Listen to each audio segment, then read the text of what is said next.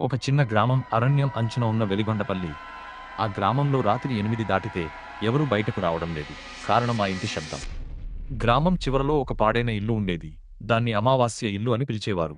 ఎందుకంటే ప్రతి అమావాస్య రాత్రి ఆ ఇంటి లోపలంచి ఎవరు నెమ్మదిగా ఏడుస్తున్న శబ్దం వినిపించేది.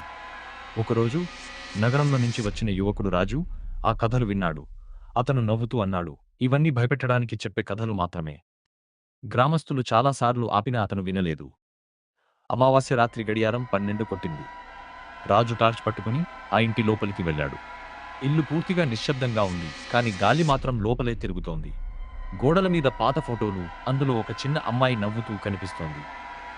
అచానక్ సైదే అచానక్ అన్నా నన్ను చూస్తున్నావా అని ఒక పలుచని స్వరం వినిపించింది.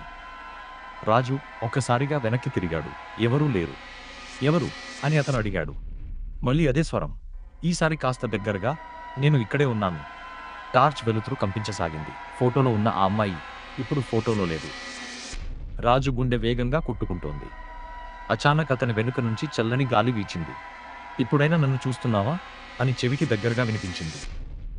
రాజు నెమ్మదిగా వెనక్కి తిరిగాడు. ఆ అమ్మాయి అతని ముందు నిలబడి ఉంది. కళ్ళలో రక్తం, ముఖం చీలిపోయి ఉంది. ఆమె నవ్వింది. ఇక్కడికి వచ్చిన వాళ్ళు తిరిగి వెళ్లరు అన్నది ఎవరూ చెప్పలేదా?